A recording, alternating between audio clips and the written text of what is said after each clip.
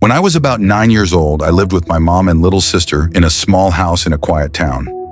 The street was mostly safe and kids would ride their bikes outside in the summer. But even back then, there were things that didn't feel right about the house. My mom used to say it was old, and old houses make noises. But some of the things I remember from that time didn't sound like house noises. They sound like something else, something I still don't really know how to explain. The first thing started one night when I couldn't sleep. I was lying in my bed with a blanket pulled up to my chin, staring at the little glow-in-the-dark stars on my ceiling. My room wasn't very big, just a bed, a dresser, and a toy chest near the window.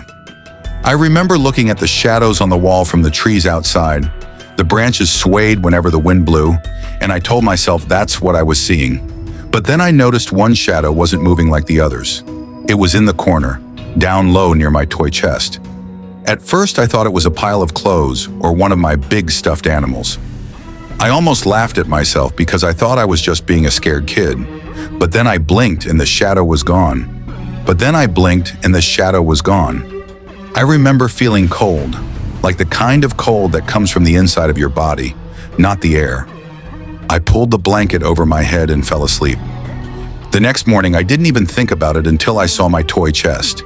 It was standing open, like someone had been looking inside. I never left it open because my mom would yell if toys spilled out. I closed it and didn't say anything. A few weeks later, my sister, who was only 5, told my mom she didn't like the man in the closet. I basically froze when she said it because she said it so casually, as if it were just a fact. My mom brushed it off and said little kids imagine things. But I saw my sister's face, and I could tell she wasn't making it up. She said he would stand in the closet at night and whisper, but she couldn't hear the words. My mom talked to her that night and said a prayer with her, but she didn't check the closet. Later that night, I woke up because I heard something dragging across my floor, like someone pulling their nails across the wood. I was too scared to move, but the sound stopped right by my bed. I was sure if I looked over the side, I'd see something staring up at me. I just froze there, clutching the blanket until I fell asleep again. The next morning, there were long scratches on the floor right by the side of my bed. They were fresh, like someone had carved into the wood. I remember running to show my mom, but she got angry. She said I must have been playing with something sharp or dragging furniture. I swore I hadn't, but she didn't believe me. After that, the nights got worse. I would hear faint whispers, almost like a radio on low volume, and it would come from my closet. Sometimes my sister would cry in her room, and when I ran in, she would be pointing at the corner saying, "He's there, he's there." I never saw him, but I believed her. You know when someone's watching you and the hairs on your arms stand up? That's how it felt. The scariest night was in the middle of winter. I woke up and saw my bedroom door was open, even though I always shut it tight. I could see the hallway light because my mom left one on for us at night. But then, as I watched, the light in the hall went out.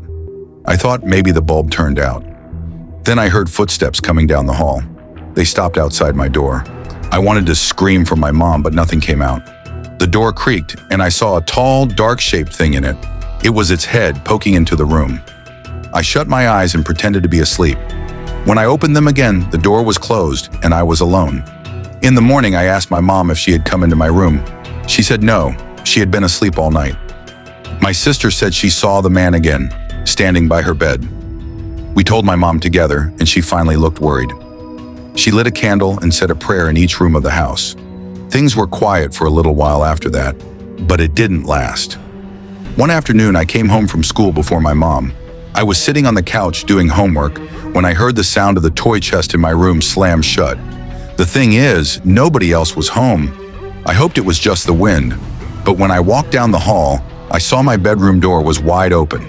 My toy chest was closed, but all my toys were scattered on the floor like someone had dumped them out. I backed away and waited outside until my mom came home. When I told her, she still didn't believe me and said the cat knocked things over. Years later, after we moved out, I asked my mom if she ever experienced anything in that house. She hesitated, then said yes. She said sometimes she would wake up and see a shadow standing in her doorway.